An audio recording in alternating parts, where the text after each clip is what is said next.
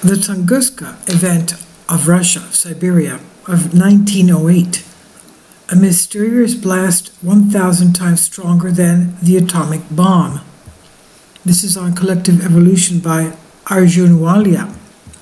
And not many of us know what exactly took place there, but this is still a mystery, because nothing grows there for over 100 years. The facts are, in June of 1908, a large blast in a region of Russia that gave off approximately 1,000 times more energy than the atomic bomb dropped in Japan. Multiple scientists have made it quite clear that it was not a meteorite. And this is what we have to think about. When all information points to the direction of something that could completely change what we know about the nature of our reality, why is it largely ignored and ridiculed? So it's amazing to be living in a time where most of us are living through a massive change in perception that's taking place on our planet right now. The perception change encompasses many things, but ultimately has to do with the opening of our minds to new concepts of reality that once did not fit in as logical thought. It's a common theme throughout history, but was once ridiculed and scoffed at in the past, eventually made its way into reality, and we're currently seeing this when it comes to the extraterrestrial UFO phenomenon. This phenomenon has been verified within the mainstream and is no longer taboo to talk about. The field is filled with physical evidence, electro-optical evidence, witness testimony, and even video footage. Many credible people with impressive backgrounds have been expressing for decades how they believe that some of these objects are extraterrestrial. Mainstream UFO disclosure is great, but anything we get from the mainstream is usually being used by the global elite in some sort of way that ultimately benefits them, which is why we must always exercise discernment and critical thinking. Now, we'll have to touch also, I have to remind everybody that there have been tremendous videos coming out of Mexico and Puerto Rico having to do with infrared videos of swarms of light orb UFOs that we cannot see with our eyes, but that the radars have picked up with infrared. And they are there. It's just that we cannot see them. That's something that has to be it's a mystery and it has to be explained. Now, going back to this, UFO lore has been around for thousands of years, but its popularity has skyrocketed over the past few centuries. The latest work from Dr. Jacques Vall, a co-developer of the very first computerized mapping of Mars for NASA, includes a published analysis of 500 UFO cases from biblical antiquity to 1879 in his book titled Wonders of the Sky. So that's one great example. Now, the global elite could very well be in possession of, as Apollo 14 astronaut Dr. Edward Mitchell once said, crashed craft and bodies, quote unquote, and they may also have known that it has not been disseminated throughout the mainstream. It's quite clear from multiple whistleblowers whose testimony is a complement to all of the pages, videos, and other documentation that has emerged about the UFO extraterrestrial phenomenon. And one of these whistleblowers is Dr. Norman Berggren, someone people have been writing about multiple times. He's a mechanical engineer and worked for Ames Research Laboratory, NACA, the National Advisory Committee for Aeronautics, and also Lockheed Missiles and Space Company, now known as Lockheed Martin. He went on to found Berggren Engineering and Research, and you can see some of his publications for NASA, where he worked for more than a decade, in the link here below. Unfortunately, he recently passed away after a very long and what must have been a very interesting life. His obituary also details his work experience. Berggren published a book called The Ringmakers of Saturn. That is another video we have to go into. It has to do with the rings of Saturn being manufactured by UFOs, extraterrestrial UFOs. It now sells for approximately $2,000, and it details how there are very large, artificially made spacecrafts near Saturn, more specifically within its rings. I have to remember to do a video on that. You'll find it very interesting. He's also spoken about pictures of extraterrestrials he's seen and how it's common practice for NASA to airbrush unidentified objects in space from their pictures. Prior to his passing, he gave a rare interview with Project Camelot founder Kerry Cassidy, where he expressed the urgency regarding the disclosure of this type of information and how people have got to be made aware that those things are real. In his book, he references the mysterious Tunguska Event of 1908. Bergram in The Ringmaker says, "Existence of extraterrestrial space vehicles of enormous size and power is a fact, the significance of which is difficult to grasp, let alone assess." Bergman points out that it's these electromagnetic vehicles that may have been responsible for the Tunguska Event of 1908. In June of 1908, a large thunderous explosion shook a large area near Tunguska, central Siberia, Russia.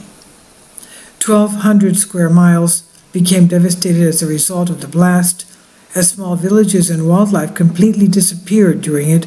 A huge forest was also completely flattened, and based on his research, he was able to find 89 witness accounts of a flaming cylindrical object that was sighted in the vicinity prior to the explosion. Later research in this article shows thousands of witnesses. Bergman in Ringmakers also says, after years of intensive study and scientific research, a firm conclusion has been drawn that the devastation had been caused by an aerial nuclear explosion. Supporting this conclusion is the Hiroshima nuclear bomb destruction, which produced a surface devastation pattern similar to that recorded at Tunguska. If this is true, the Tunguska event in 1908 was akin to an atomic bomb detonation, as it put out 1,000 times more energy. Berggren expresses that, quote, some scientists go farther with an assertion that the devastation had been caused by an extraterrestrial spaceship which exploded, end quote. He goes on in his book to write, after all, nuclear bombs had not been invented at the time of 1908 explosion, and furthermore, they submit there were eyewitnesses. The Tunguska story affirms the existence of cylindrical vehicles and their nuclear character. This affirmation is quite important in that science now harbors bona fide repeat observations of these ultra-high energy units in the solar system. A concentrated presence of them appears at Saturn, thereby introducing the interesting speculation that the planet serves as an operation base. And we have pictures here of the flattened stacks of trees as a result of the event in Tunguska, and that's incredible. Obviously, this was a well-known event, open to interpretation, but more than 100 years after the event occurred, nobody in any field has any idea what happened here.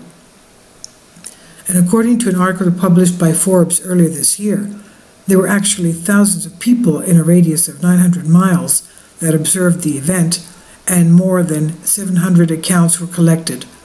The author of the article describes, the reports describe a fireball in the sky, larger or similar to the size of the sun, a series of explosions with a frightful sound, followed by shaking of the ground as the earth seemed to get opened wide and everything would fall in the abyss. Terrible strokes were heard from somewhere which shook the air. The indigenous Evenks and Yakuts believed a god or a shaman had sent the fireball to destroy the world. Various meteorological stations in Europe recorded both seismic and atmospheric waves. Days later, strange phenomena were observed in the sky of Russia and Europe, such as glowing clouds, colorful sunsets, and a strange luminescence in the night. End quote. This just now reminds me of the blue light that we've seen in the transistor blow up in Queens, New York. And it has been going on in various other cities as well after that. That strange blue light. Now, going back to this, newspaper articles shortly emerged. Although media was quite young, the information was spread across the world, and they were implying that it was a possible volcanic explosion or that a large meteorite fell from the sky. There was absolutely no evidence for either. There was no debris, no impact crater, nothing. It was clearly not a meteor. But understand that we would jump to these conclusions given our lack of ability to digest or even contemplate information that's completely not on our radar, in this case, a possible extraterrestrial induced event, especially in 1908. It was posited by the mainstream that an extraterrestrial body or meteorite exploded over the land, causing the nuclear-like explosion. But again, no evidence at all was found to support this theory. If the theory was correct, evidence of this type of event from a meteorite would definitely have been found. It's also remarkable that nobody died, although many animals did lose their lives. The indigenous in the area simply disappeared, at least according to Berggren. Again, we're talking about an explosion that produced a blast that was almost 1,000 times greater than the explosion at Hiroshima. So think about that for a minute, 1,000 times greater. The theories don't stop there. In 1973, American physicists proposed to the journal Nature that a small black hole had collided with Earth, causing some sort of matter-antimatter reaction in Earth's atmosphere and resulting in the huge explosion observed over the Tunguska area. And we also have a picture of the crater where the explosion ignited. 100 years later, this area has seen no growth except for the forest surrounding, which has begun to grow again. An object found. We're getting closer to the truth, and in 2004, Phys.org suggested that researchers traced the possible trajectory of the object seen in the vicinity on that day. They assumed that the object had flown from west to east, unlike previous missions who considered the east to west direction. This approach allowed researchers to find a buried object within the covered trees. According to Phys.org, a reputable site for all these things scientific, the object appeared to be a large black block made with metal. The researchers chipped a piece off the object. Preliminary analysis shows that it is a compound of iron silicate with unknown material. During a press conference in Krasnoyarsk in Russia, Dr. Yuri Lavbin, the head of the above-mentioned last expedition, confirmed that parts of the extraterrestrial device had been discovered. All in all, this theory matches closely with Berggren's assertion about Berggren, but Berggren is coming from a background where he is privy to more information than mainstream scientists. He is a black budget scientist. Lavbin suggests that the event was a collision of a meteorite with an alien spaceship. Quote, they exploded this enormous meteorite that headed towards us with enormous speed, Lavbin says. Now that this great object that caused the meteorite to explode is found at last, we will continue our research, end quote. Scientists in Russia have had conferences about this event, and the general gist from there seems to be that, quote, the facts collected over 100 years disprove the hypothesis of a meteorite or a comet. The sooner we understand that the better, end quote, says Boris Rodionov, Russian physicist.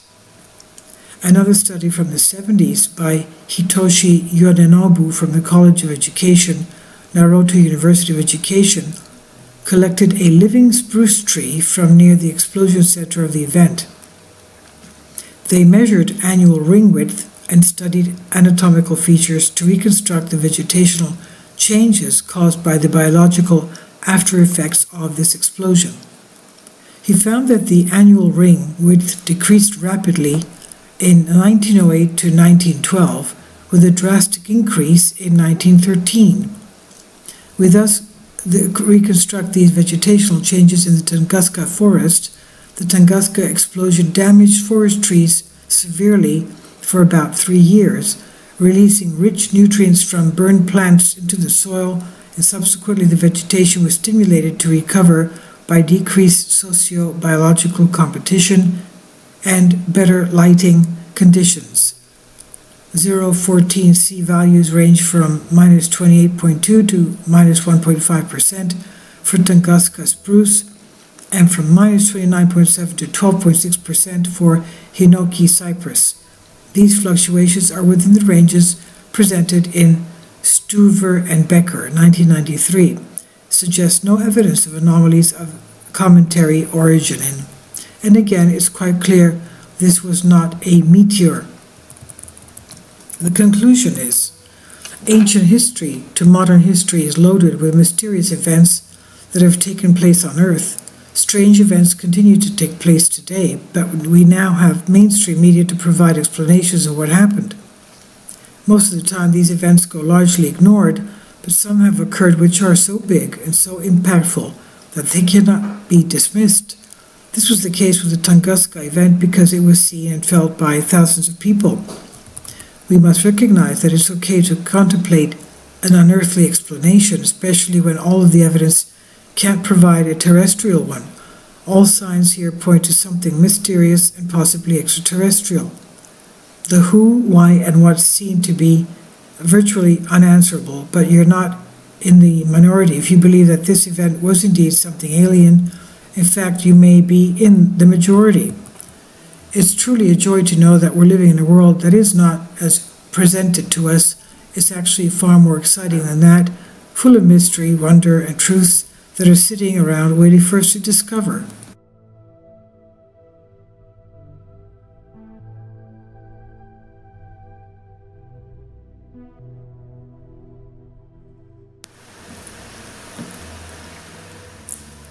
If you'd like to join me on my Patreon account, you will hear content not covered by mainstream media. These riveting stories will be based on my research, and I will state my opinions and give my personal insight on diverse and controversial subjects and world events not covered by mainstream media, and not supported by YouTube guidelines. So whatever I have on my Patreon, most of those will not be on my YouTube channel. Please consider becoming a member today. More of the most significant and important videos will be on my Patreon channel. Your support helps me to continue my research and keeps this YouTube channel alive. And we depend on your support, your generous charity, because we help economically challenged families here in Athens, Greece, in Kapota, and we also help the young generation with university tuition and the community around our church. Thank you.